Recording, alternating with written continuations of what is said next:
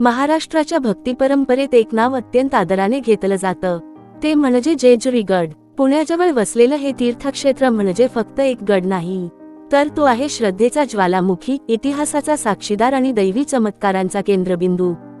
आजही हजारो भक्तांच्या मनात एक प्रश्न घर करून आहे, जुना जेजुरी गड सोडून खंडोबा देव नवीन गडावर का आले? हा फक्त योगायोग होता की त्यामागे दैवी संकेत होता? आज आपण या रहस्याचा सखोल वेध घेणार आहोत. जेजुरी आणि खंडोबा, महाराष्ट्राचं लोकदैवत. जेजुरी म्हणजे खंडोबा महाराजांचं प्रमुख स्थान. खंडोबा हे महाराष्ट्रातील लोकदैवत मानले जातात. माळकरी, धनगर, शेतकरी, मराठा, वारकरी सर्व समाजाचे ते आराध्य देव. पुराणकथांनुसार खंडोबा हे भगवान शिवांचे अवतार मानले जातात. मणिकमल्ल या राक्षसांचा संहार करण्यासाठी त्यांनी अवतार घेतला, अशी कथा सांगितली जाते. जुना जेजुरी गड एक दुर्गम आणि सुरक्षित स्थान. इतिहास सांगतो की सुरुवातीला खंडोबा देव जुना जेजुरी गडावर विराजमान होते. हा गड अधिक उंच, दुर्गम आणि संरक्षणाच्या दृष्टीने मजबूत होता. त्या काळात वारंवार होणाऱ्या आक्रमणांपासून देवस्थान सुरक्षित राहावं म्हणून हा भाग निवडला गेला असावा, असा काही इतिहासकारांचा अंदाज आहे. पण नंतर एक असा प्रसंग घडला ज्याने संपूर्ण जेजुरीचा इतिहास बदलून टाकला. दैवी दृष्टांत, जागा बदलण्याचा आदेश. स्थानिक दंतकथांनुसार एके रात्री गडावरील पुजाऱ्यांना स्वप्नात खंडोबा महाराजांचा दृष्टांत झाला. महाराज म्हणाले, मला आता नव्या गडावर जायचं आहे, तिथे माझं कार्य अधिक प्रभावीपणे होईल. हा दृष्टांत एकदाच नाही तर सलग अनेक वेळा झाला. गावकऱ्यांनी आणि पुजाऱ्यांनी याला दैवी संकेत मानलं आणि मग घेतला गेला एक मोठा निर्णय, मूर्ती नव्या गडावर स्थापित करण्याचा. मूर्ती हलवताना घडलेले चमत्कार. जेव्हा खंडोबा देवांची मूर्ती हलवण्याचा प्रयत्न झाला तेव्हा सुरुवातीला अनेक अडचणी आल्या, पण आश्चर्याची गोष्ट म्हणजे काही लोक सांगतात की मूर्ती जणू स्वतःच पुढे सरकत होती. वाटेत कोणताही अडथळा आला नाही.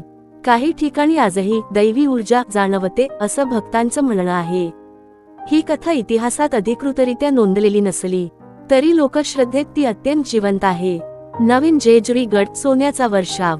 नव्या गडावर स्थापना झाल्यानंतर जेजुरीचा महिमा अधिक वाढला. येथे होणारी भंडारा उधळण संपूर्ण महाराष्ट्रात प्रसिद्ध झाली. चैत्र आणि मार्गशीर्ष यात्रेत लाखो भाविक येथे येतात. संपूर्ण गड पिवळ्या भंडाऱ्याने न्हाऊन निघतो, जणू सोन्याची बरसातच. जेजुरीला सोन्याची जेजुरी असंही म्हटलं जातं. भक्तांचा विश्वास आहे, जेजुरीत मागितलेली मनोकामना कधीच व्यर्थ जात नाही. इतिहास की श्रद्धा. इतिहासकार सांगतात की गड बदलण्यामागे भौगोलिक किंवा सुरक्षेचे कारण असू शकतात. कदाचित नव्या गडावर भाविकांसाठी पोहोचणं सोपं होतं, कदाचित प्रशासनिक कारणं असतील, पण श्रद्धाळू भक्तांसाठी हा निर्णय फक्त एकच, तो म्हणजे दैवी इच्छा. अजूनही अनुत्तरित प्रश्न. आजही काही प्रश्न अनुत्तरित आहेत. खंडोबा देवांनी जागा बदलण्यामागे नेमका काय संकेत दिला? हा भविष्यातील एखाद्या संकटाचा इशारा होता का, की भक्तीचा प्रसार अधिक व्यापक करण्यासाठी घेतलेला निर्णय? या प्रश्नांची ठोस ऐतिहासिक उत्तरं नसली तरी श्रद्धा मात्र आजही अढळ आहे.